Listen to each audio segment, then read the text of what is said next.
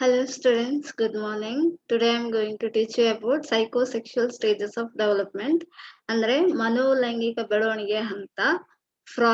Sigmund Freud ಇದೆ. ಮನೋಲೈಂಗಿಕ ಬೆಳವಣಿಗೆ ಹಂತ 5 ಭಾಗಗಳಿದೆ. ಇದರಲ್ಲಿ ಓರಲ್, ಏನಲ್, ಪಾಲಿಕ್, ಲೇಟೆನ್ಸಿ, ಜಿನೈಟಲ್ ಅಂತ, ಬಾಯಿಯ ಹಂತ, ಗುದದ ಹಂತ, ಶಿಶ್ನದ ಹಂತ, ಸುಪ್ತ ಲೈಂಗಿಕ ಹಂತ ಮತ್ತು ಜನನಾಂಗದ ಹಂತ ಅಂತ.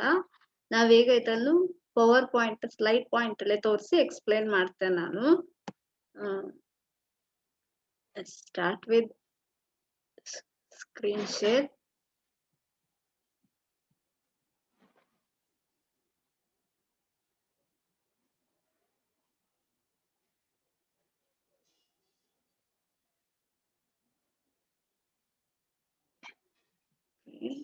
Sorry. See, psychosexual stages of development. ಮನೋಲೈಂಗಿಕ ಬೆಳವಣಿಗೆ. Psychosexual stage model ಹೇಳಿದ್ದಾರೆ ಫಸ್ಟಿಗೆ. Psychosexual stage model in the sense ಮನೋಲೈಂಗಿಕ ಬೆಳವಣಿಗೆಯ ಮಾದರಿ. ಇದು ಮಾದರಿ ಅಂತ ಹೇಳ್ಬೋದು. ಮಾದರಿ ಅಂದ್ರೆ ಉದಾಹರಣೆ ಅಂತಲ್ಲ, ಮಾದರಿ ಅಥವಾ ಒಂದು ಸಂಕ್ಷಿಪ್ತ ಚಿತ್ರಣ. Freud suggested, Sigmund Freud itself suggested that in early life we progress through a sequence of developmental stages. Early life ನಮ್ಮ ಮೊದಲಿನ ಜೀವನ ಅಂದ್ರೆ ಮೊದಲ ಪ್ರಾರಂಭದಿಂದಲೂ ನಾವು ಹುಟ್ಟಿದಂದಿನಿಂದ ಜೀವನ we progress through a sequence. ಒಂದೊಂದು ಹಂತವಾಗಿ ದಾಟ್ತಾ ಬರ್ತೇವೆ. ಬೆಳವಣಿಗೆಯಲ್ಲಿ ಒಂದೊಂದು ಹಂತವಾಗಿ ದಾಟ್ತಾ ಬರ್ತೇವೆ. Each with its own unique challenges. ಒಂದೊಂದು ಹಂತದಲ್ಲಿ ಅದರದ್ದೇ ಸವಾಲುಗಳು ಇರ್ತದೆ ಪ್ರತಿಯೊಂದು ಹಂತದಲ್ಲೂ. ಇಲ್ಲಿ 5 ಸ್ಟೇಜಸ್ ಅಂತ ಹೇಳಿದೆ, 5 ಹಂತಗಳು ಅಂತ ಹೇಳಿದೆ. ಒಂದೊಂದು ಹಂತದಲ್ಲೂ ಅದರದೇ ಆದಂತ ಸವಾಲುಗಳು ಇದೆ, ಅದರದೇ ಆದಂತಹ ಕಷ್ಟಗಳು ಕೂಡ ಇದೆ. ಅದರದೇ ಆದಂತ ಒಂದು ಸ್ಟೆಪ್ ದಾಟಿದ ಮೇಲೆ, ಒಂದು ಹಂತ ದಾಟಿದ ಮೇಲೆ ಇನ್ನೊಂದು ಬರ್ತದೆ. ಸೊ ಒಂದು ಹಂತದಲ್ಲಿ ಏನಾದ್ರೂ ಸಮಸ್ಯೆಗಳಾದ್ರೆ ನೆಕ್ಸ್ಟ್ ಹಂತದಲ್ಲೂ ಸಮಸ್ಯೆಗಳು ಕಂಡು ಬರ್ತದೆ. And modes of sexual gratification, ಇದು ಮನೋಲೈಂಗಿಕ ಹಂತವಾಗಿರೋದ್ರಿಂದ ಲೈಂಗಿಕತೆಯೇ ಇಲ್ಲಿ ಮುಖ್ಯ ಪಾತ್ರ ವಹಿಸಿದೆ. ಫ್ರಸ್ಟ್ರೇಷನ್ ಆರ್ ಓವರ್ ಗ್ರಾಟಿಫಿಕೇಶನ್, ಒಂದು ವೇಳೆ ಇಲ್ಲಿ ಹತಾಶೆ ಆದ್ರೆ ಅಥವಾ ಓವರ್ ಗ್ರಾಟಿಫಿಕೇಶನ್ ಅತಿ ಹೆಚ್ಚಿನ ಬೆಳವಣಿಗೆ ಆದ್ರೂ ಸಮಸ್ಯೆ ಆಗ್ತದೆ. ಇನ್ನು ಪರ್ಟಿಕ್ಯುಲರ್ ಸ್ಟೇಜ್, ಈ 5 ಹಂತದಲ್ಲಿ ಯಾವುದಾದ್ರೂ ಒಂದು ಹಂತದಲ್ಲೂ ಸ್ಥಿರೀಕರಣ ಅಥವಾ ಫ್ರಸ್ಟ್ರೇಷನ್ ಹತಾಶೆ ಆದ್ರೂ ಕೂಡ, if frustration or over gratification ಅತಿ ಹೆಚ್ಚಿನ ಬೆಳವಣಿಗೆ ಆದ್ರೂ it leads to a problem. So any stage it leads to any stage this happens that leads to a problem. ಯಾವ ಹಂತದಲ್ಲೂ ಈ ಹತಾಶೆ ಆದ ಸಮಸ್ಯೆಗಳು ಉಂಟಾಗ್ತದೆ. ಕಾಸಸ್ ಫಿಕ್ಸೇಷನ್, ಇದು ಏನಾಗ್ತದೆ ಅಂತ ಹೇಳಿದ್ರೆ ಸ್ಥಿರೀಕರಣ ಆಗುವಂತ ಸಾಧ್ಯತೆ ಇದೆ. Frustration in any stage leads to a fixation, ಸ್ಥಿರೀಕರಣ ಆಗ್ತದೆ. ಅಟ್ ದಟ್ ಸ್ಟೇಜ್, ಆ ಹಂತದಲ್ಲಿ ಸ್ಥಿರೀಕರಣ ಆಗ್ತದೆ. Can lead to oral, anal and Oedipal personality styles. Oral ಅಂತ ಹೇಳಿದ್ರೆ ಬಾಯಿಯ, ಏನಲ್ ಅಂತ ಹೇಳಿದ್ರೆ ಗುದದ, ಮತ್ತು ಈಡಿಪಲ್ ಅಂತ ಹೇಳೋದು ಪಾಲಿಕ್ ಸ್ಟೇಜ್ ಅಲ್ಲಿ ಬರ್ತದೆ. ಈ ಹಂತದ ವ್ಯಕ್ತಿತ್ವ ಶೈಲಿ ಬದಲಾಗ್ತಾ ಹೋಗ್ತದೆ. ಸೊ ಇನ್ ಈಚ್ ಸ್ಟೇಜ್, ಪ್ರತಿಯೊಂದು ಹಂತದಲ್ಲೂ adjustments are made to problems. ಹೊಂದಾಣಿಕೆ ಇರಬೇಕು, ಹೊಂದಾಣಿಕೆ ಇಲ್ಲದಿದ್ರೆ ಸಮಸ್ಯೆಗಳು ಉಂಟಾಗ್ತದೆ. ಅಡ್ಜಸ್ಟ್ಮೆಂಟ್ಸ್ ಮೇಡ್ ಟು ಪ್ರಾಬ್ಲಮ್ಸ್, ಹೊಂದಾಣಿಕೆ ಇರುವುದರಿಂದಾಗಿ ಸಮಸ್ಯೆಗಳು, ಹೊಂದಾಣಿಕೆ ಆಗದೆ ಇರುವುದರಿಂದಾಗಿ ಸಮಸ್ಯೆಗಳು ಉಂಟಾಗ್ತದೆ. If adjustments become successful then that lead to personal growth. ಒಂದು ವೇಳೆ ಈ ಹೊಂದಾಣಿಕೆ ಸರಿಯಾದ್ರೆ ನಮ್ಮ ಮುಂದಿನ ಬೆಳವಣಿಗೆ ಹಂತಕ್ಕೆ ಸರಿಯಾಗ್ತದೆ. ಮುಂದಿನ ಬೆಳವಣಿಗೆ ಹಂತ ಸರಿಯಾದ ರೀತಿಯಲ್ಲಿ ನಡೆಯುತ್ತದೆ. ಪರ್ಸನಲ್ ಗ್ರೋತ್, ವ್ಯಕ್ತಿತ್ವ ಬೆಳವಣಿಗೆ ಸರಿಯಾಗ್ತದೆ ಒಂದು ವೇಳೆ ಯಶಸ್ವಿ ಆದ್ರೆ. If not, the person become stuck or fixated. ಒಂದು ವೇಳೆ ಆಗದೆ ಹೋದಲ್ಲಿ person becomes stuck or fixated. Stuck, ಅಲ್ಲಿಗೆ ಸ್ಥಿರೀಕರಣ ಆಗ್ತದೆ. ಈಗ ನೆಕ್ಸ್ಟ್ ಇದು ನೋಡುವ ಒಂದೊಂದೇ ಹಂತಗಳು. Developmental stages. ಓರಲ್ ಸ್ಟೇಜ್, ಫಸ್ಟ್ನೇ ಸ್ಟೇಜ್ ನೋಡಿ ಬೆಳವಣಿಗೆ ಹಂತಗಳಲ್ಲಿ ಯಾವುದೆಲ್ಲ ಅಂತ. ಫಸ್ಟಿನ ಸ್ಟೇಜ್ ಬಾಯಿಯ ಹಂತ ನಾನು ಹೇಳಿದೆ. Oral stage, birth to 12 months. Birth to 12 months in the sense ಹುಟ್ಟಿದಂದಿನಿಂದ 1 ವರ್ಷದವರೆಗೆ. At this stage pleasure is obtained through the stimulation of mouth. At this stage, ಈ ಹಂತದಲ್ಲಿ ಪ್ಲೆಷರ್ ಅಂತ ಹೇಳಿದ್ರೆ ಸುಖ ಅಂತ ಸಿಗುದು ಯಾವ ಹಂತದಲ್ಲಿ ಅಂತ ಹೇಳಿದ್ರೆ ಮಗು ಹುಟ್ಟಿದಾಗ ಯಾವ ಹಂತ ಕೇಂದ್ರಿತವಾಗಿರ್ತದೆ ನೋಡಿ, ಬಾಯಿಯ ಹಂತವೇ ಕೇಂದ್ರಿತವಾಗಿರ್ತದೆ, ಬಾಯಿ ಕೇಂದ್ರಿತವಾಗಿರುವುದು. ಒಂದು ವೇಳೆ ನೋಡಿ ಯಾವ್ದಷ್ಟೇ ಮಗುವಿಗೆ ನಾವು ಫೀಡ್ ಮಾಡಿದೆವೋ ಅಥವಾ ಹಾಲು ಉಣಿಸಿದೆವೋ ಆ ಹಂತಕ್ಕೆ ಹೋಗ್ಬೇಕಾದ್ರೆ ಸಮಾಧಾನ ಆಗ್ತದೆ, ಮಗು ಅಳುದು ನಿಲ್ಲಿಸ್ತದೆ. ಮಗುವಿಗೆ ಮುಖ್ಯವಾಗಿ ಹಸಿವು ಇರುದು, ಹಸಿವು ಎಲ್ಲಿ? ಬಾಯಿಯಲ್ಲಿ. ಒಂದು ವೇಳೆ ಹಸಿವು ಆಗ್ತದೆ ಅಂತ ಬಾಯಿ ಚಪ್ಪರಿಸ್ಲಿಕ್ಕೆ ಶುರು ಮಾಡ್ತದೆ, ಬಾಯಿ ಚಪ್ಪರಿಸುದು, started to mouth sucking or make a sounds in a mouth, cry, baby starts to cry. If the mouth satisfaction mother satisfy the mouth needs, or mother satisfy the child needs, especially through by feeding the milk, the child starts to stop its crying. Child gets satisfaction through that. ಒಂದು ವೇಳೆ ತಾಯಿ ಮಗುವಿಗೆ ಹಾಲುಣಿಸುವಲ್ಲಿ ಯಶಸ್ವಿ ಆದ್ರೆ ಮಗು ಅಳುವುದನ್ನು ನಿಲ್ಲಿಸ್ತದೆ, ಬಾಯಿ ಕೇಂದ್ರಿತ ಅಂದ್ರೆ ಇಲ್ಲಿ ಯಶಸ್ವಿ ಆಗ್ತದೆ. It is said that if children were either overly indulged, ಒಂದು ವೇಳೆ ಓವರ್ಲಿ ಇಂಡಲ್ಸ್ಡ್ ಇದರ ಸಮಸ್ಯೆ ಉಂಟಾದಲ್ಲಿ, ಆರ್ ಫ್ರಸ್ಟ್ರೇಟೆಡ್ ಹತಾಶರಾದಲ್ಲಿ, if mother fails to satisfy the child needs or mother fails to feed the child, ಒಂದು ವೇಳೆ ತಾಯಿ ಮಗುವಿಗೆ ಹಾಲುಣಿಸುವಲ್ಲಿ ಅಥವಾ ಹಸಿವಾದಾಗ ಅದಕ್ಕೆ ತಿನ್ನಿಸುವಲ್ಲಿ ಯಶಸ್ವಿ ಆಗದೆ ಹೋದಲ್ಲಿ ಇದು ಹತಾಶೆ ಆಗ್ತದೆ, ಮಗುವಿಗೆ ಹತಾಶೆ ಆಗ್ತದೆ. It's leads to frustration in the search of oral gratification, ಅಂದ್ರೆ ಬಾಯಿಯ ಹಂತದ ಬಾಯಿಯ ಆಸೆಯನ್ನು ಈಡೇರಿಸುವಲ್ಲಿ ವಿಫಲರಾಗಿ ಹೋಗ್ತಾರೆ. ದೇ ಮೈಟ್ ಬಿಕಮ್ ಫಿಕ್ಸೇಟೆಡ್, ಇಲ್ಲಿ ಸ್ಥಿರೀಕರಣ ಆಗ್ತದೆ ಈ ಹಂತದಲ್ಲಿ. ಒಂದು ವೇಳೆ ಮಗುವಿನ ಆಸೆ ಈಡೇರಿಸದಿದ್ರೆ ಅಂದ್ರೆ ಹಸಿವು ಈಡೇರದೆ ಹೋದ್ರೆ, if the child needs hunger and the mother doesn't care about the not to care about the child or child needs, that it lead to fixation. ಮಗುವಿನ ಆಸೆ ಆಕಾಂಕ್ಷೆ ಬೇಕು ಬೇಡಗಳನ್ನು ಅಂದ್ರೆ ಬಾಯಿಯ ಹಂತದಲ್ಲೇ ಈಡೇರಿಸದೆ ಹೋದ್ರೆ ಹಸಿವಾದಾಗ ಇದು ಸ್ಥಿರೀಕರಣಕ್ಕೆ ದಾರಿ ಮಾಡಿಕೊಡ್ತದೆ ಅಥವಾ ಸಮಸ್ಯೆ ಆಗ್ತದೆ. This mite produce an adult who is interested in oral activities.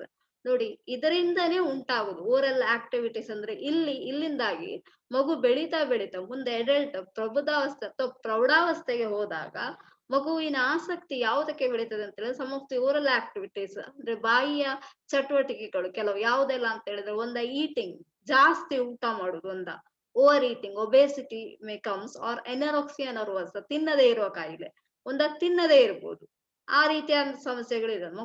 ಮಗುವಿಗೆ ಜಾಸ್ತಿ ಹಾಲುಣಿಸಿ ತುಂಬಾ ಓವರ್ಲಿ ಇಂಡಲ್ಜ್ ಮಾಡಿದ್ರು ಸಮಸ್ಯೆನೆ, ತುಂಬಾ ಹಾಲುಣಿಸುವಂತ ಸಮಸ್ಯೆ, ಮಗುವಿಗೆ ಹಸಿವು ಇಲ್ಲದಿದ್ರು ಹಾಲುಣಿಸುವಂತದ್ದು ಮಾಡಿದ್ರು ತೀರಾ ತಿನ್ನುವಂತ ಸಮಸ್ಯೆ ಬೆಳೀತದೆ, ಓವರ್ಲಿ ಈಟಿಂಗ್ ಸಮಸ್ಯೆ ಬೆಳೀತದೆ.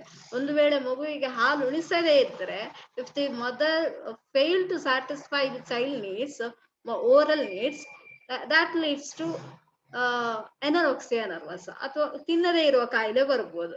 ಆರ್ ಟಾಕಿಂಗ್, ಬೇಡದೇ ಇರುವ ಶಬ್ದ ಬರ್ತದೆ ಕೆಲವು ಸಲ, bad words comes from child's mouth as the child develops in their adult age or in their adolescence, bad word comes, or talking problems or speaking problems, ಮಾತಿನಲ್ಲಿ ಏನಾದ್ರು ಸಮಸ್ಯೆಗಳು ಬರ್ಬೋದು.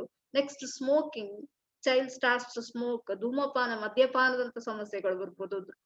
Smoking or alcohol problems exist. such person is said to have oral personality.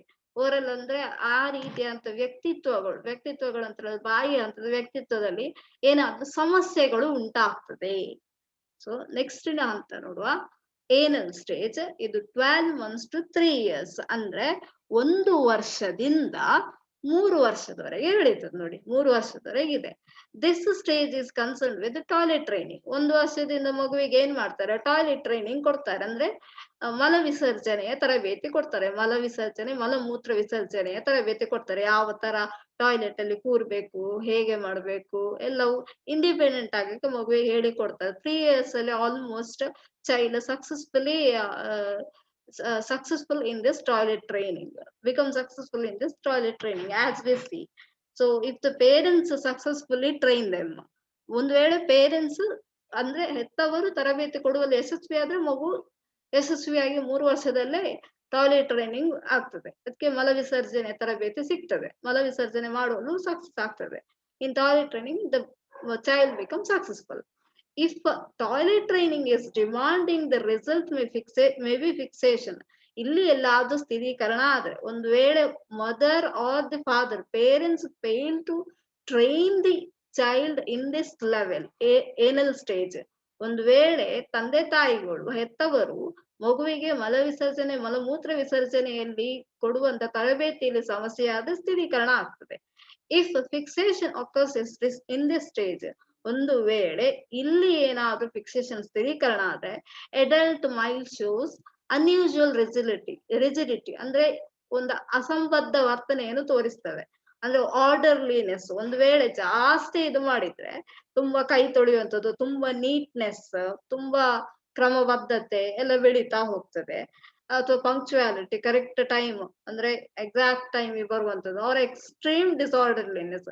ಕೆಲವು ಸಲ ಸರಿಯಾದ ರೀತಿಯಲ್ಲಿ training ಕೊಡದೆ ಹೋದ್ರೆ, ಸರಿಯಾದ ರೀತಿ ಓವರ್ಲಿ ನಾವು ತುಂಬಾ ಕನ್ಸನ್ ತೋರಿಸಿ ತುಂಬಾ ಇದು ಮಾಡಿದ್ರೆ, ಮಗುವಿಗೆ ಟಾಯ್ಲೆಟ್ ಈ ತರ ಕೊಡ್ಬೇಕು, ಈ ತರ ಕೈ ತೊಳಿಬೇಕು ಅದೆಲ್ಲ ಹೇಳಿಕೊಟ್ರೆ ಅದು ಕಷ್ಟ. ಒಂದು ರೀತಿಯಲ್ಲಿ ಹೇಳಿಕೊಡ್ಬೇಕು. ಒಂದು ವೇಳೆ ಇಲ್ಲಿ ಕೊಡುವಲ್ಲಿ ಯಶಸ್ವಿ ಆಗದಿದ್ರೆ, ಮಗುವಿಗೆ ಟಾಯ್ಲೆಟ್ ಬರ್ಬೇಕಾದ್ರೆ ಕೂರ್ಸುದಿಲ್ಲ ಅಥವಾ ಟಾಯ್ಲೆಟ್ ಇದ್ರೆ ಅಲ್ಲೇ ಬಿಟ್ಟು ಬಿಡುದು ಅಂತದೆಲ್ಲ ಮಾಡಿದ್ರೆ, if the parents negligence in this stage that leads to disorderliness, ಏನಾದ್ರೂ ಸಮಸ್ಯೆಗಳು ಕಾಯಿಲೆಗಳು ಬರುವಂತ ಸಾಧ್ಯತೆ ಇದೆ. Especially encopresis and enuresis. ಅಂದ್ರೆ ಎನ್ಯೂರೆಸಿಸ್ ಮೀನ್ಸ್ ಬೆಡ್ ವೆಟ್ಟಿಂಗ್, ಅಂದ್ರೆ ಮೂತ್ರ ವಿಸರ್ಜನೆಯನ್ನು ಪ್ಯಾಂಟಲ್ಲೇ ಮಾಡುವಂಥದ್ದು ಅಥವಾ ಡೈಪರ್ ಅಲ್ಲೇ ಮಾಡುವಂಥದ್ದು, ಈ ತರದ ಡಿಸಾರ್ಡರ್ಲಿನೆಸ್. ಅಥವಾ ಎನ್ಕೋಪ್ರೋಸಿಸ್ ಅಂದ್ರೆ ಹಾಕಿದ ಪ್ಯಾಂಟ್ ಅಥವಾ ಹಾಕಿದ ಚಡ್ಡಿಯಲ್ಲಿ ಟಾಯ್ಲೆಟ್ ಮಾಡುವಂಥದ್ದು, ಮಲ ವಿಸರ್ಜನೆ ಮಾಡುವಂಥದ್ದು, ಇಂಥ ಕೆಟ್ಟ ಅಭ್ಯಾಸಗಳು ಬೆಳೀತದೆ. ಇಂಥ ಗಲೀಜಿನ ವರ್ತನೆಗಳು ಬೆಳೀತದೆ. ಸೊ ನೆಕ್ಸ್ಟ್ ಇದು ಪಾಲಿಕ್ ಸ್ಟೇಜ್ ಅಂತ ಹೇಳಿ.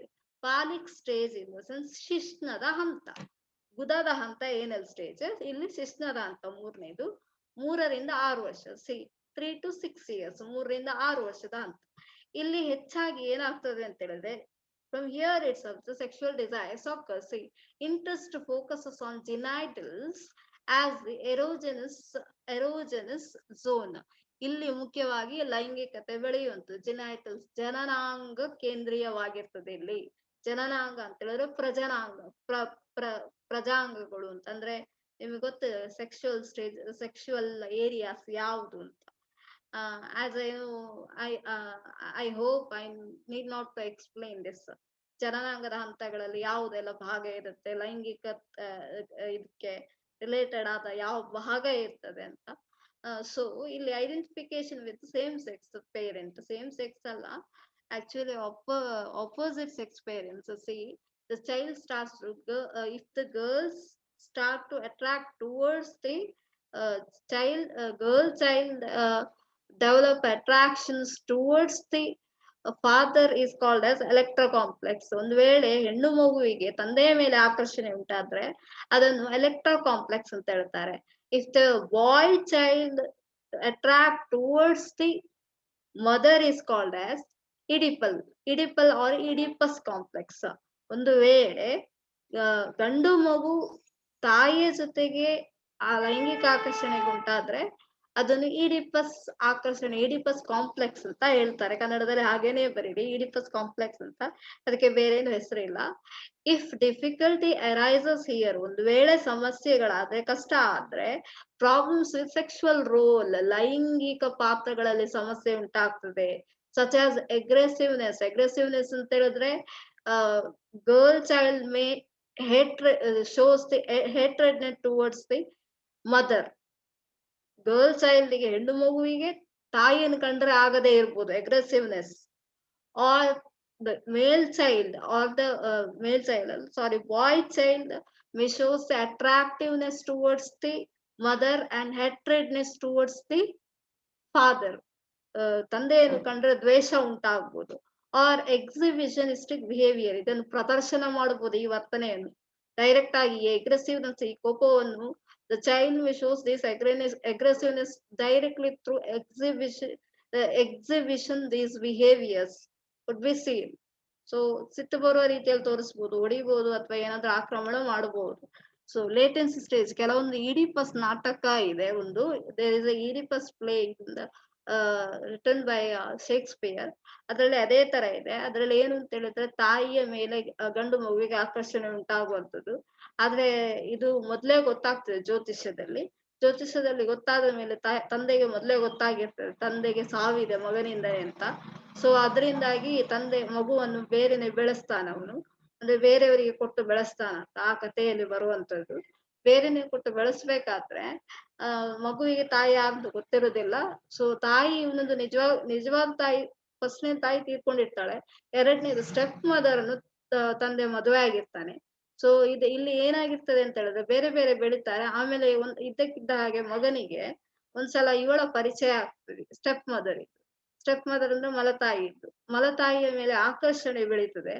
ಆಕರ್ಷಣೆ ಬೆಳೆದಾಗ ಸೊ ಆ ತಾಯಿಯ ಆಕರ್ಷಣೆಯಿಂದಾಗಿ ಆತ ತಂದೆಯನ್ನೇ ಕೊಲ್ಲುವಂತ ಪ್ರಮೇಯ ಬರ್ತದೆ. ಸೊ ಈ ರೀತಿಯಾದಂತ ಈಡಿಪಸ್ ಪ್ಲೇ ಇದೆ. ಸೊ ಅದರ ಆಧಾರದ ಮೇಲೆನೆ ಇಲ್ಲಿ ಫ್ರಾಯ್ಡ್ ಈಡಿಪಲ್ ಕಾಂಪ್ಲೆಕ್ಸ್ ಅಂತ ಹೇಳಿದ್ರು. ಸೊ ಈ ರೀತಿ ಆಗುವಂತದ್ದು ಇದೆ. ಈ ರೀತಿ ಬೆಳವಣಿಗೆಯಲ್ಲಿ ಅದು ಸರಿಯಾದೆ. If the parents very successful in this matter, in that stage to teach them about the sexual matters, the child becomes normal. ಅಂದ್ರೆ child's development becomes normal. child ಮಗುವಿನ ಬೆಳವಣಿಗೆ ಅಂತ ಸರಿಯಾದ ರೀತಿಯಾಗ್ತದೆ. if the parents fail to teach about the sexual matters in that stage, in the sense ಅವರಲ್ಲಿ folic stage, ಶಿಶ್ನದ ಹಂತದಲ್ಲಿ ಬೆಳವಣಿಗೆಯಲ್ಲಿ ಕಲಿಸುವಲ್ಲಿ ತರಬೇತಿ ನೀಡುವಲ್ಲಿ ತಂದೆ ತಾಯಿಗಳು ಒಂದ್ ವೇಳೆ ವಿಫಲರಾದ್ರೆ ಆ ಹಂತ ಮುಂದುವರೆದು ಏನೇನೋ ಆಗುವಂತ ಸಾಧ್ಯತೆ ಇದೆ. ಆಸ್ ಐ ಟೋಲ್ಡ್, ಅಗ್ರೆಸಿವ್ನೆಸ್, ಸಿಟ್ಟು ಬರುವುದು ಅಥವಾ ಎಕ್ಸಿಬಿಷನಿಸ್ಟಿಕ್ ಬಿಹೇವಿಯರ್, ಅದನ್ನ ಎಕ್ಸಿಬಿಷನ್ ಮಾಡ್ಬೋದು, ಪ್ರದರ್ಶನ ಮಾಡಿ ಕೊಲೆ ಮಾಡುವಂತ ಸಾಧ್ಯತೆಗಳು ಇರ್ತದೆ. So in latency stage in the sense ಸುಪ್ತ ಲೈಂಗಿಕ ಹಂತ, ಇಲ್ಲಿ both sexes forget their Oedipal attachments. ಇಲ್ಲಿ ಆಕರ್ಷಣೆಗಳೆಲ್ಲವನ್ನು ಮರ್ತು ಬಿಡ್ತಾರೆ. ಮತ್ತೆ ತಂದೆಗೆ ಅಲ್ಲ, ಗಂಡು ಮಗುವಿಗೆ ತಂದೆಯ ಮೇಲೇನೆ ಬೆಳೀತದೆ, ತಾಯಿಗೆ ಹೆಣ್ಣು ಮಗುವಿಗೆ ತಾಯಿ ಎಂದರೇನೆ ಈ ಆಸೆಗಳು ಬರ್ತದೆ. ಅಂದ್ರೆ ತಾಯಿಗೆ ಹೆಣ್ಣು ಮಗುವಿಗೆ ತಾಯಿಯ ಮೇಲೆನೆ ಇದು ಅಟ್ಯಾಚ್ ಆಗ್ತಾರೆ ಅವರು. So both sexes forget their Oedipal attachments. ಇಂಥ ಕ್ರಸ್ಟ್ಗಳನ್ನೆಲ್ಲ ಬಿಟ್ಟು ಬಿಡ್ತವೆ. ಈಡಿಪಲ್ ಅಟ್ಯಾಚ್ಮೆಂಟ್ಸ್ ಅಂದ್ರೆ ಅತಿಯಾದ ಅವಲಂಬಿಕತೆ ಮರ್ತು ಬಿಡ್ತವೆ. ಬೋತ್ ಸೆಕ್ಸಸ್, ಎರಡು ಲಿಂಗದವರು ಕೂಡ ಅದನ್ನು ಮರ್ತು ಬಿಡ್ತಾರೆ. ನಾರ್ಮಲ್ ಆಗಿ ಡೆವಲಪ್ ಆಗ್ತದೆ. Reduction in the only if fixation is not that, then only this stages become successful. ಒಂದು ವೇಳೆ ಸ್ಥಿರೀಕರಣ ಇಲ್ಲದಿದ್ರೆ ಮಾತ್ರ ಈ ಹಂತಕ್ಕೆ ಬರ್ತವೆ. ಈಡಿಪಲ್ ಅಟ್ಯಾಚ್ಮೆಂಟ್ಸ್ ಮರ್ತೋಗ್ತದೆ. So reduction in the sexuality of a child, ಅಂದ್ರೆ reduction in the sexuality of a child. Reduction ಅಂದ್ರೆ ಸೆಕ್ಸುವಾಲಿಟಿ ಆಫ್ ಅ ಚೈಲ್ಡ್, ಮಗುವಿನ ಲೈಂಗಿಕ ಆಸೆ ಕಡಿಮೆ ಆಗ್ತಾ ಬರ್ತದೆ. There may be a decrease in the sexuality of sexual desires in a child. ಲೈಂಗಿಕ ಆಸೆಗಳು ಕಡಿಮೆ ಆಗ್ತಾ ಬರ್ತದೆ. Development of the reality principle, development of the reality, ನೈಜ ಸಿದ್ಧಾಂತದ ಕಡೆಗೆ, ನೈಜ ಸಿದ್ಧಾಂತವನ್ನು ಏನು ಅಂತ ಅರ್ಥ ಮಾಡಿಕೊಳ್ತವೆ, ನೈಜತೆಗೆ ಬರ್ತವೆ ಅವು. ಲರ್ನಿಂಗ್ ಆಫ್ ಸ್ಕಿಲ್ಸ್ ಅಂದ್ರೆ ಕೆಲವೊಂದೊಂದು ಕೌಶಲಗಳನ್ನು ಬೆಳೆಸಿಕೊಂಡು ಹೋಗ್ತವೆ. ಬಿಕಮ್ಸ್ ಇಂಪಾರ್ಟೆಂಟ್, ಯಾವುದಾದ್ರೂ ಕೌಶಲಗಳನ್ನು ಕಲಿಯುವಲ್ಲಿ ಯಾವುದು ಪ್ರಾಮುಖ್ಯವಾದದ್ದು ನಮಗೆ ಅಂತ ಹೇಳಿ, ಯಾವ ಪ್ರಮುಖವಾದ ಕೌಶಲಗಳನ್ನು ನಾವು ಬೆಳೆಸಿಕೊಳ್ಳುತ್ತೇವೆ ಎಂಬುದರ ಮೇಲೆ they focuses on the important skills are important learning skills becomes important for them in this stage. So identity improves by playing with members of the same sex. Identity ಅವರಲ್ಲಿ ಗುರುತಿಸುವಿಕೆ ಬೆಳೀತದೆ ಯಾವಾಗ ಅಂತ ಹೇಳಿದ್ರೆ by playing with the members of the same sex group. Same sex, ಹೆಣ್ಣು ಮಕ್ಕಳಿಗೆ ಹೆಣ್ಣು ಮಕ್ಕಳ ಜೊತೆಗೆ ಹೆಣ್ಣು ಮಕ್ಕಳ ಸಹವಾಸನೆ ಬೆಳೀತದೆ. For the girl child develops friendship R any relationship with the same sex groups, and the boy child develops a relationship or friendship with the same sex group, means with the boys itself. Next, genital stage in the sense puberty to death. ನೋಡಿ ಇಲ್ಲಿ ಹದಿಹರೆಯದ ವಯಸ್ಸಿನಿಂದ ಸಾಯುವ ಹಂತದೊಳಗಿದೆ. ಇಲ್ಲಿ ಏನು ಅಂತ ಹೇಳಿದ್ರೆ, in this stage adolescence sexual instincts and conflicts reappear.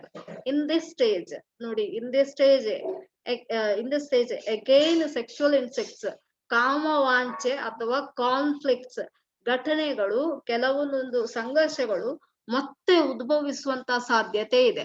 ಯಾವಾಗ ಇನ್ ಕೇಸ್ ಪಾಲಿಕ್ ಸ್ಟೇಜ್ ಅಲ್ಲಿ, ಅಂದ್ರೆ ಶಿಶ್ನದ ಹಂತದಲ್ಲಿ, ಬೆಳವಣಿಗೆ ಹಂತದಲ್ಲಿ ಎಲ್ಲಿಯಾದ್ರೂ ತಂದೆ ತಾಯಿಗಳು, if the child fails to if the child fails to this in the if the parents fails to teach on that level, that leads to here the problem, conflicts may reappear. ಈ ಇದು ಸಂಘರ್ಷಗಳು ಮತ್ತೆ ಉದ್ಭವಿಸುವಂತ ಸಾಧ್ಯತೆಗಳಿದೆ. Manifest as an adolescent crush on an older person of the opposite sex. Manifest ನೋಡಿ, ಇಲ್ಲಿ adolescence ಏನಾಗ್ತದೆ ಅಂತ ಹೇಳಿದ್ರೆ ಮಾಮೂಲಾಗಿ ಕ್ರಶ್ ಆಗುವಂತದ್ದು ಸೇಮ್. ಈಗ ಅಟ್ ದಿಸ್ ಸ್ಟೇಜ್ ಹೌದಲ್ವಾ, ಕಾಲೇಜಿಗೆ ಬರುವಂತ ಸಮಯದಲ್ಲಿ ಪ್ಯೂಬರ್ಟಿ ಅಂತ ಹೇಳಿದ್ರೆ 13ರ ನಂತರದ ವಯಸ್ಸು, ಪಿ ಯು ಸಿಗೆ ಬರುವಂತ ಏಜ್, ಅದರ ನಂತರದ್ದು ಪಿ ಯು ಸಿಗೆ ಬರ್ತಾರೆ, ಡಿಗ್ರಿಗೆ ಬರ್ತದೆ, ಆಕರ್ಷಣೆ ಶುರು ಆಗ್ತದೆ towards the older person of opposite age. Older ಅಂದ್ರೆ ಮುದುಕ ಅಂತಲ್ಲ, ತನಗಿಂತ ದೊಡ್ಡ ವಯಸ್ಸಿನ ವಿರುದ್ಧ ಲಿಂಗದವರ ಜೊತೆಗೆ ಆಕರ್ಷಣೆ ಉಂಟಾಗ್ತದೆ, ಲೈಂಗಿಕ ಸಂಪರ್ಕವು ಕೆಲವು ಸಲ ಉಂಟಾಗ್ತದೆ. ಒಂದು ವೇಳೆ the parents fails to treat the child, or the parents fail to show the child enough love and affection. ಒಂದು ವೇಳೆ ತಂದೆ ತಾಯಿಗಳು ಮಕ್ಕಳಿಗೆ ಪ್ರೀತಿ ಮಮತೆ ತೋರಿಸುವಲ್ಲಿ ವಿಫಲರಾದ್ರೆ ಮಾತ್ರ ಈ ರೀತಿ ಆಗುದು. ಎಲ್ರಿಗೂ ಇದು ಆಗುದಿಲ್ಲ ನೋಡಿ, ಕೆಲವರಲ್ಲಿ ಈಗ್ಲೂ ಅಷ್ಟೇ. In this stage, most of the college students doesn't show crush towards the opposite sex persons, or any kinds of persons. So because their parents successfully shows them enough love and affection, or successful in teaching, especially in phallic stage, ಶಿಶ್ನದ ಹಂತದಲ್ಲಿ ಅವರಿಗೆ ತರಬೇತಿ ನೀಡುವಲ್ಲಿ, R ಇನ್ training level ತರಬೇತಿ ನೀಡುವಲ್ಲಿ ಯಶಸ್ವಿ ಆಗಿರ್ತಾರೆ. ಆದ ಕಾರಣ ಅವರಿಗೆ ಅಂತ ಇದು ಹಠ ಬೆಳೆಯುವುದಿಲ್ಲ, ಅಂತ ಸಮಸ್ಯೆಗಳು ಬೆಳೆಯುವುದಿಲ್ಲ. ಸೊ ಅಡಾಲ್ಸೆನ್ಸ್ ಅಲ್ಲಿ ಕ್ರಶ್ ಆನ್ ಓಲ್ಡರ್ ಪರ್ಸನ್, ನಾನು ಹೇಳ್ಬೇಕಾಗಿಲ್ಲ, ಇದು ನಿಮ್ಮ ಆಪೋಸಿಟ್ ಸೆಕ್ಸ್ ಮೇಲೆ ಕ್ರಶ್ ಬೆಳೀತದೆ. ಕೆಲವರಿಗೆ ಕ್ರಶ್ ಬೆಳೆದ್ರು ಕೂಡ ತಂದೆ ತಾಯಿಗಳು ಲವ್ ಅಂಡ್ ಅಫೆಕ್ಷನ್ ತೋರಿಸಿರುವುದರಿಂದಾಗಿ ಅದನ್ನು ಹಾಗೆ ಡಿನೈ ಮಾಡ್ತವೆ, ಮುಚ್ಚೆ ಹಾಕಿ ಬಿಡ್ತವೆ. So there is a sublimation. ಕೆಲವೊಂದ್ಸಲ ಇದಕ್ಕೆ ಬದಲಾಗಿ ಬೇರೆ ಬಿಹೇವಿಯರ್ ಅನ್ನು ತೋರಿಸ್ತವೆ. ಕೆಲವೊಂದ್ಸಲ ಅಟ್ರಾಕ್ಷನ್ಸ್ ಆಗ್ತದೆ. ಸೊ ಅಟ್ರಾಕ್ಷನ್ ಮಾಮೂಲಾಗಿ ಆಗುವಂತದ್ದು.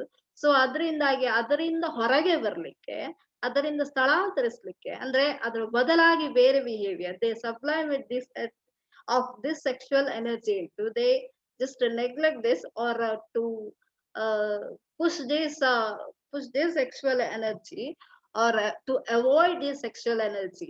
ಈ ಲೈಂಗಿಕಾಸಕ್ತಿಯನ್ನು ದೂರ ಸಲ್ಲಿಸುವುದಕ್ಕಾಗಿ they concentrate on, or they divert their attention towards sports, cheerleading, academics, politics, region, ಇಂಥ ಕಡೆಗೆ ಅವ್ರು ಗಮನ ಹರಿಸ್ತಾರೆ. ಅದು ಒಂದು ರೀತಿಯ ಒಳ್ಳೆಯ ಬೆಳವಣಿಗೆ ನೋಡಿ.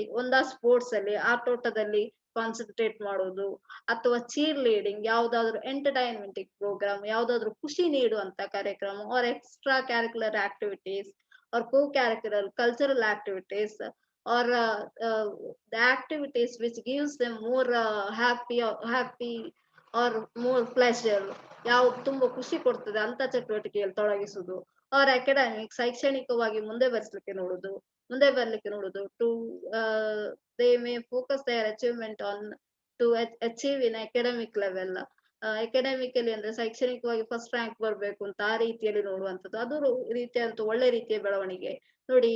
ಕ್ರಶ್, ಯಾರನ್ನು ಪ್ರೀತಿ ಮಾಡುದು, ಯಾರನ್ನು ಅಪೋಸಿಟ್ ಸೆಕ್ಸ್, ವಿರುದ್ಧ ಲಿಂಗದ ಜೊತೆಗೆ ಆಕರ್ಷಣೆ ಬೆಳೆಯುವುದಕ್ಕಿಂತ ಅದರ ಬದಲಾಗಿ ಅವರ ಆ ಮೆಂಟಾಲಿಟಿನ, ಆ ಆಸಕ್ತಿಯನ್ನು ಇದರ ಮೇಲೆ ತೋರಿಸುವ ಮೂಲಕ ಅದನ್ನು ನಿಲ್ಲಿಸಬಹುದು. ಅಥವಾ ಪಾಲಿಟಿಕ್ಸ್, ರಾಜಕೀಯದಲ್ಲಿ, ಅಥವಾ ಧಾರ್ಮಿಕ ವಿಷಯಗಳಲ್ಲಿ, ಆಧ್ಯಾತ್ಮಿಕ ವಿಷಯದಲ್ಲಿ ತಮ್ಮನ್ನು ತಾವು ತೊಡಗಿಸುವ ಮೂಲಕ ಈ ಆಕರ್ಷಣೆ ಕಡಿಮೆ ಮಾಡಬಹುದು. ಇದು ಒಂದು ಒಳ್ಳೆಯ ರೀತಿಯಂತ ಬೆಳವಣಿಗೆ. ಇದಕ್ಕೆ at the same time for this parent supports also important. ತಂದೆ ತಾಯಿಗಳ ಬೆಂಬಲವು ಕೂಡ important. If parent supports is not there, the child fail to concentrate on or giving attention to these activities. ಒಂದು ವೇಳೆ ತಂದೆ ತಾಯಿಗಳ ಸಪೋರ್ಟ್ ಇಲ್ಲದಿದ್ರೆ, ಬೆಂಬಲ ಇಲ್ಲದಿದ್ರೆ ಮಕ್ಕಳು ಇಂಥ ಆಕ್ಟಿವಿಟೀಸ್ ಅಲ್ಲಿ ಗಮನ ಹರಿಸುವುದ್ರಲ್ಲಿ ವಿಫಲರಾಗುವಂತ ಸಾಧ್ಯತೆ ಇರ್ತದೆ. ನೆಕ್ಸ್ಟ್ ಇದು ಲಿಮಿಟೇಷನ್ಸ್ ನೋಡುವ. ಇದರಲ್ಲಿ ಬರುವಂತ ಸಮಸ್ಯೆಗಳು: concepts are hard to define and to research. Concepts, ಈ ಕಾನ್ಸೆಪ್ಟ್ಸ್ ಏನು ಅಂತ ಹೇಳಿದ್ರೆ it's very hard to define. ಇದು ತುಂಬಾ ಕಷ್ಟ ವ್ಯಾಖ್ಯಾನಿಸ್ಲಿಕ್ಕೆ. ಅಂಡ್ ಟು ರಿಸರ್ಚ್, ಸಂಶೋಧನೆ ಮಾಡ್ಲಿಕ್ಕೆ ತುಂಬಾ ಕಷ್ಟ ಈ ಪರಿಕಲ್ಪನೆಯನ್ನು. ಈ ಪರಿಕಲ್ಪನೆಯನ್ನು ರಿಸರ್ಚ್ ಅಂದ್ರೆ ಸಂಶೋಧನೆ ಮಾಡ್ಲಿಕ್ಕೂ ಕಷ್ಟ, ವ್ಯಾಖ್ಯಾನಿಸ್ಲಿಕ್ಕೂ ಕಷ್ಟ.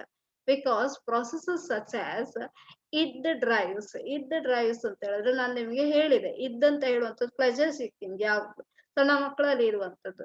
ಬಿಕಾಸ್ ಪ್ರೊಸೆಸಸ್ ಇದನ್ನ ಪ್ರೇರಣೆ ಅಂಡ್ ಫಿಕ್ಸೇಷನ್ ಸ್ಥಿರೀಕರಣ ಆಗ್ತದಲ್ಲ, ಅದು ಆರ್ ಆಬ್ಸ್ಟ್ರಾಕ್ಟ್, ಅದನ್ನು ಹೇಳಲಿಕ್ಕೆ ಆಗುದಿಲ್ಲ. Supposedly operate at on unconscious level, ಅದು ನಮಗೆ ಪ್ರಜ್ಞಾಹೀನವಲ್ಲದೆ ಸುಪ್ತ ಚೇತನದಲ್ಲಿ ಉಂಟಾಗುತ್ತೆ, ನಮಗೇ ಗೊತ್ತಿಲ್ಲದ ಹಾಗೆ ಬೆಳೀತದೆ.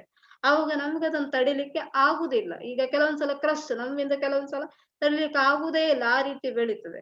ಕೆಲವೊಂದ್ಸಲ ಅದಕ್ಕೆ ಸರಿಯಾದಂತ ಟ್ರೈನಿಂಗ್ ತಂದೆ ತಾಯಿಗಳೇ ಕೊಟ್ರೆ, ಅಂದ್ರೆ ತಂದೆ ತಾಯಿಗಳು ನಮ್ಗೆ ಇನ್ನಷ್ಟು ಪ್ರೀತಿ ವಾತ್ಸಲ್ಯ ತೋರಿಸಿದ್ರೆ ಅದು ಸರ್ವೇ ಸಾಮಾನ್ಯವಾಗಿ the child in the unconscious level itself, child starts to deny these attractions, these unacceptable things, and focus on the good things. ಬೇರೆ ಒಳ್ಳೆ ವಿಷಯಗಳ ಮೇಲೆ ಕೇಂದ್ರೀಕರಿಸ್ಲಿಕ್ಕೆ ಆಗ್ತದೆ. ಕೆಲವು ಸಲ ಅನ್ಕಾನ್ಶಿಯಸ್ಲಿ ಆಗೋದ್ರಿಂದಾಗಿ, ಅಂದ್ರೆ ನಮ್ಮ ಪ್ರಜ್ಞೆಗೆ ಬರದೆ ಸುಪ್ತ ಚೇತನದಲ್ಲಿ ಆಗೋದ್ರಿಂದಾಗಿ ಕೆಲವು ಸಲ ಇಂಥ ವಿಷಯಗಳನ್ನು ನಾವು ಸರಿಪಡಿಸ್ಲಿಕ್ಕೆ ಆಗುದಿಲ್ಲ. ನೆಕ್ಸ್ಟ್ ಇದು there is no way of knowing if they are occurring. ಕೆಲವು ಸಲ ಗೊತ್ತೇ ಆಗುದಿಲ್ಲ ಇಂಥ ವಿಷಯಗಳು ಬರ್ತವೆ, ಇಂಥ ವಿಷಯಗಳು ನಮ್ಮೊಳಗೆ ಆಗ್ತದೆ ಅಂತ ಹೇಳಿ. ಲೈಂಗಿಕ ಆಕರ್ಷಣೆಗಳು ನಡೀತದೆ ಅಥವಾ ಅದನ್ನ ಹೇಗೆ ತಡೆಗಟ್ಟುದು ಅಂತ ಕೆಲವು ಸಲ ಗೊತ್ತೇ ಆಗುದಿಲ್ಲ. There is no way of knowing, ನಮಗೆ ಗೊತ್ತಾಗುದಿಲ್ಲ. ಇಫ್ ದೇ ಆರ್ ಆಕರಿಂಗ್, ಅದು ಬರ್ತಾ ಉಂಟು, ಅದು ಒಳಗಿಂದನೇ ಉದ್ಭವಿಸ್ತಾ ಉಂಟು ಅಂತ ನಮಗೆ ಗೊತ್ತಾಗುದಿಲ್ಲ. Next psychodynamic explanations and treatments have less research support. ಇದರಲ್ಲಿ ಸೈಕೋಡೈನಾಮಿಕ್ ಮನೋವಿಶ್ಲೇಷಣವಾದಲ್ಲಿ ಇನ್ನಷ್ಟು ವಿಶ್ಲೇಷಣೆಯನ್ನು ನೀಡಲಿಲ್ಲ. ಇದಕ್ಕೆ ಚಿಕಿತ್ಸೆ ಆಗ್ಲಿ ಮತ್ತು ಸಂಶೋಧನೆಗಳನ್ನಾಗ್ಲಿ ಇನ್ನಷ್ಟು ಸಂಶೋಧನೆಗಳು ಮತ್ತು ಚಿಕಿತ್ಸೆಯನ್ನು ಅಷ್ಟು ಸಪೋರ್ಟಿವ್ ಆಗಿ ಅಷ್ಟು ಸ್ಪಷ್ಟವಾಗಿ ನೀಡಲಿಲ್ಲ ಅಂತ ಹೇಳ್ಬೋದು. ಇದು ಈ ವಾದದ ಮುಖ್ಯವಾದಂತ ಲಿಮಿಟೇಷನ್ಸ್, ಅಂದ್ರೆ ಲೋಪದೋಷ. ಸೊ ನೆಕ್ಸ್ಟ್ MCQ ನೋಡುವ. Defence mechanisms are used by ನಾನು ಲಾಸ್ಟ್ ಕ್ಲಾಸ್ ಅಲ್ಲೇ ಹೇಳಿದ್ದೇನೆ ಯಾವುದು ಡಿಫೆನ್ಸ್ ಮೆಕ್ಯಾನಿಸಮ್ ಯೂಸ್ ಮಾಡ್ತಾರೆ. ಅಹಂ ರಕ್ಷಣಾ ತಂತ್ರಕ್ಕೋಸ್ಕರ ಅಲ್ವಾ. ಸೊ ಅಹಂ ಅಂದ್ರೆ ಯಾವುದು? ಇಡ್ ಅಲ್ಲ, ಅಹಂ, ಈಗೋ ಅಲ್ಲೇ ಇದೆ. ಸೊ ಸೂಪರ್ ಈಗೋ, ಮಹದಹಂ, ಸೂಪರ್ ಇಡ್ ಅಂತ ಹೇಳಿ ಇಲ್ಲ. ಸೊ ಯಾವಾಗ್ಲೂ ಇಡ್. ಇದಕ್ಕೆ ಆನ್ಸರ್ ಈಗೋ, ಸಾರಿ, ಇದಕ್ಕೆ ಆನ್ಸರ್ ಈಗೋ ಡಿಫೆನ್ಸ್ ಮೆಕ್ಯಾನಿಸಮ್, ಅಹಂ ಅನ್ನು ರಕ್ಷಣೆ ಮಾಡುವಂತ ತಂತ್ರ. ನೆಕ್ಸ್ಟ್ ಇದು ನೋಡಿ, softening disagreeable realities by ignoring or refusing them. Softening disagreeable ಅಂದ್ರೆ ಸಾಫ್ಟನಿಂಗ್ ಡಿಸಗ್ರಿಯೇಬಲ್, ನಾವು ಒಪ್ಪದೇ ಇರುವಂತದ್ದು, ನಾವು ರಿಯಾಲಿಟೀಸ್ ಯಾವುದನ್ನು ನೈಜತೆಯನ್ನು ಒಪ್ಪದೇ ಇದ್ರೆ ಬೈ ಇಗ್ನೋರಿಂಗ್ ಆರ್ ರೆಫ್ಯೂಸಿಂಗ್ ದಮ್, ಅದನ್ನು ನಾವು ಬಿಟ್ಟು ಬಿಡುದು, ಅದ್ರ ಕಡೆ ಜಾಸ್ತಿ ಗಮನ ಕೊಡದೇ ಇರುವುದು. ಆರ್ ರೆಫ್ಯೂಸಿಂಗ್ ದಮ್, ಅದನ್ನು ಜಸ್ಟ್ ತಿರಸ್ಕಾರ ಮಾಡಿ ಬಿಡುದು. ಇದರಲ್ಲಿ ಯಾವ ಮೆಥಡ್ ಅನ್ನು ನಾವು ಫಾಲೋ ಮಾಡ್ತೇವೆ ಅಂತ: acting out, daydreaming, undoing, denial of reality. ಇದನ್ನ ಯಾವ್ದನ್ನ ನಾವು ಫಾಲೋ ಮಾಡ್ತೇವೆ ನೋಡಿ, ಅಲ್ಲೇ ಇದೆ disagreeable realities in the sense denial of realities. ನಾವು ನೈಜತೆಯನ್ನು ತಳ್ಳಿ ಹಾಕಿ ಬಿಡುದು ಅಷ್ಟೇ. So the answer is denial of reality. Next ಇದು ಥರ್ಡ್ ಒನ್ ನೋಡುವ. Frustration or over gratification in a particular stage causes dash. ನೋಡಿ, ಫ್ರಸ್ಟ್ರೇಷನ್ ಯಾವ್ದಾದ್ರು ಸ್ಥಿರೀಕರಣ ಉಂಟಾದ್ರೆ ಅಥವಾ ಓವರ್ ಗ್ರಾಟಿಫಿಕೇಶನ್ ಅತಿಯಾಗಿ ಉಂಟಾದ್ರೆ, ಅತಿಯಾದ ಬೆಳವಣಿಗೆ ಉಂಟಾದ್ರೆ, ಯಾವ್ದಾದ್ರೂ ಹಂತದಲ್ಲಿ ಅತಿಯಾದ ಬೆಳವಣಿಗೆ ಅಥವಾ ಹತಾಶೆ ಉಂಟಾದ್ರೆ ಏನಾಗಬಹುದು ಅಂತ: ಅಡಾಪ್ಟೇಷನ್ ಆಗುದು, ಮಾಲ್ ಅಡಾಪ್ಟೇಷನ್, ಕಾನ್ಫ್ಲಿಕ್ಟ್, ಫಿಕ್ಸೇಷನ್, ಸ್ಥಿರೀಕರಣ. ಸೊ ಆನ್ಸರ್ ಇಸ್ ಸ್ಥಿರೀಕರಣ, fixation arises. So the fourth one, if fixation occurs at this stage, ಯಾವ್ದಾದ್ರೂ ಹಂತದಲ್ಲಿ ಸ್ಥಿರೀಕರಣ ಆದ್ರೆ adults might show unusual rigidity and orderliness. ಯಾವ ಹಂತದಲ್ಲಿ ಇದು ಬರ್ತದೆ? unusual rigidity ಒಂದ ಅಸ್ತವ್ಯಸ್ತ ಆಗ್ಬೋದು, ಅಥವಾ ಆರ್ಡರ್ಲಿನೆಸ್ ತೀರಾ ಕೈ ತೊಳೆಯುವಂಥದ್ದು, ತೀರಾ ನೆಟ್ಟಲ್ಲಿ ಎಲ್ಲ ನೀಟ್ನೆಸ್ ಮೇಂಟೈನ್ ಮಾಡುವಂಥದ್ದು, ಎಲ್ಲ ಕ್ರಮಬದ್ಧತೆಯನ್ನು ಕಾಪಾಡುವಂಥದ್ದು ಯಾವ ಹಂತದಲ್ಲಿ? ಓರಲ್ ಸ್ಟೇಜ್ ಅಲ್ಲ, ಬಾಹ್ಯ ಹಂತದಲ್ಲ, ಏನಲ್ ಸ್ಟೇಜ್ ಅಲ್ಲ. ಏನಲ್ ಸ್ಟೇಜ್ ಅಂದ್ರೆ ಗುದದ ಹಂತದಲ್ಲ, ಪಾಲಿಕ್ ಸ್ಟೇಜ್ ಅಲ್ಲಿ ಶಿಶ್ನದ ಹಂತದಲ್ಲ, ಲೇಟೆನ್ಸಿ ಸ್ಟೇಜ್ ಅಂದ್ರೆ ಸುಪ್ತ ಚೇತನ ಹಂತದಲ್ಲ. ಯಾವ ಹಂತದಲ್ಲಿ ಬರ್ತದೆ ಹೇಳಿ? ಸೊ ಇಟ್ಸ್ ಹ್ಯಾಪನ್ಸ್ ಇನ್ ಏನಲ್ ಸ್ಟೇಜ್ ಆರ್ ಏನಸ್ ಸ್ಟೇಜ್ ಅಂತ ಹೇಳ್ಬೋದು. Last question. Sexual instincts and conflicts reappear in dash. Sexual instincts ನಾನು ಹೇಳಿದೆ, sexual instincts first arises in phallic stage, ಶಿಶ್ನದ ಹಂತದಲ್ಲಿ ಬರುವಂತದ್ದು, ಮತ್ತು ವಾಪಸ್ ರೀಅಪಿಯರ್ ಮತ್ತೆ ಮರುಕಳಿಸುವಂತದ್ದು ಯಾವ ಸ್ಟೇಜ್ ಅಲ್ಲಿ? ಈ ಕಾಮವಾಂಚೆ ಆಗಿರ್ಬೋದು, ಮತ್ತೆ ಈ ಸಂಘರ್ಷಗಳು ಮತ್ತೆ ಮತ್ತೆ ಉದ್ಭವ ಯಾವ ಹಂತದಲ್ಲಿ ಆಗ್ತದೆ ಅಂತ? ಏನಲ್ ಸ್ಟೇಜ್ ಅಲ್ಲ, ಓರಲ್ ಸ್ಟೇಜ್ ಅಲ್ಲ, ಪಾಲಿಕ್ ಅಥವಾ ಜಿನೈಟ್ ಅಲ್ಲ. ಏನಲ್ ಅಂದ್ರೆ ಗುದದ ಹಂತದಲ್ಲ, ಓರಲ್ ಅಂದ್ರೆ ಬಾಹ್ಯ ಹಂತದಲ್ಲ, ಅಥವಾ ಪಾಲಿಕ್ ಶಿಶ್ನದ ಹಂತದಲ್ಲ, ಅಥವಾ ಜಿನೈಟಲ್ ಜನನಾಂಗದ ಹಂತದಲ್ಲ. ಜನನಾಂಗದ ಹಂತದಲ್ಲಿ. So genital stage. Next will go through references. C Carson ಅವ್ರ ಬುಕ್ ರೆಫರ್ ಮಾಡಿದ್ದು abnormal psychology and modern life book ಅನ್ನು ನಾವು ರೆಫರ್ ಮಾಡಿದ್ದೇವೆ. ಈ ಬುಕ್ ಬೇಕಾದ್ರೆ ನಿಮ್ಗೆಲ್ಲ ಲೈಬ್ರರಿಲೂ ಸಿಗ್ತದೆ. ಇಂಗ್ಲಿಷ್ ಅಲ್ಲಿ ಬರೆಯುವವರಿಗೆ more than this slide is enough. For those who are writing in English, this slide is enough for them. And those who are writing in Kannada, whatever I have explained in Kannada, just write it on them. Write it in the book or write it in the book. ನಾನು ಕನ್ನಡದಲ್ಲೇ explain ಜಾಸ್ತಿ ಮಾಡಿದ್ದೇನೆ, so ನೀವು ಅದನ್ನು ಆರಾಮ್ಸೆ ಬರೀಬಹುದು. If you have any doubts, just ask me in the WhatsApp page itself.